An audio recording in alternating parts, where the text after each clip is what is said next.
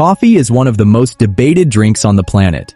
Some people say it's harmless. Others say it damages your health. So what does the actual research say? Over the last few years, several large studies have looked closely at coffee and its effects on your liver, your heart, your brain, and even how long you live. Some of the results might surprise you. In this video, we'll break down what recent research actually shows about coffee in simple terms, so you can decide what role it should play in your daily routine. Before we start, if you enjoy simple, science-based health videos like this one, subscribe to Health Explained. It helps us keep making content like this, and it means you won't miss the next video. Let's get into it.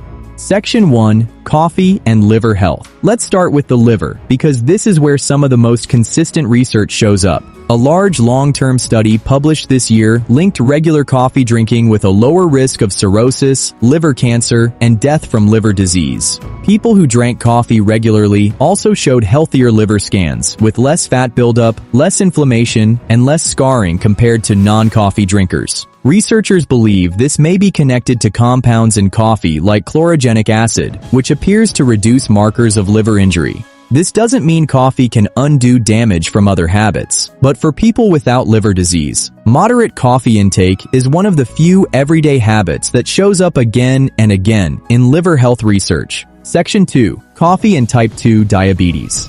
Next, blood sugar. Multiple large reviews have found that people who drink coffee regularly have a noticeably lower risk of developing type 2 diabetes compared to people who don't. Researchers think this happens because coffee may help improve glucose tolerance and insulin sensitivity, which are two key factors in how your body manages blood sugar. One review found that people drinking 3 to 5 cups a day had some of the strongest associations with reduced diabetes risk. Again, this isn't a free pass to add sugar and syrup to every cup. The benefit is linked to coffee itself, not to what's often added to it. Section 3. Coffee and brain health. Now let's talk about the brain. Research has linked regular coffee consumption with a lower risk of Parkinson's disease and slower cognitive decline as people age. Some studies also point to a reduced risk of depression among regular coffee drinkers, though researchers are still working to understand exactly why. One theory involves antioxidants and anti-inflammatory compounds in coffee that may help protect brain cells from oxidative stress over time. This area of research is still developing, but the pattern across multiple studies is consistent enough that it's worth paying attention to. Section 4. Coffee and heart health. This next part surprises a lot of people, because for years, coffee was assumed to be bad for the heart. A recent scientific statement reviewed the evidence and concluded that moderate coffee or caffeine intake, up to about 400 milligrams of caffeine a day, or roughly 3 to 5 cups, is safe for most adults. Not only that, it was linked to a lower risk of heart disease, stroke, heart failure, and irregular heart rhythm, along with lower rates of high blood pressure.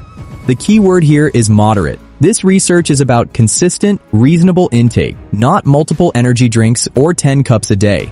For most healthy adults, a few cups of coffee a day is not something to be afraid of. Section 5. Does it matter how you drink it? Here's the part most people miss. The benefits researchers keep finding are mostly tied to black coffee, or coffee with very little added sugar and cream. Once you start adding large amounts of sugar, flavored syrups, or heavy cream, you're adding calories and blood sugar spikes that can work against the very benefits we just talked about. Experts note that black coffee supports metabolic health without adding extra dietary burden. So the coffee itself isn't the problem. It's often what we pour into it. So here's the bottom line. For most healthy adults, moderate coffee intake, especially black coffee, is linked to real benefits for your liver, your blood sugar, your brain, and your heart. That doesn't mean coffee is magic, and it doesn't replace sleep, exercise, or a balanced diet, but it does mean your daily cup isn't something you need to feel guilty about. If you found this video helpful, hit like, subscribe to Health Explained, and share it with someone who drinks coffee every single day. They'll probably find this interesting too. Drop a comment and let us know, are you a black coffee person, or do you like it with cream and sugar? Thanks for watching, and we'll see you in the next video.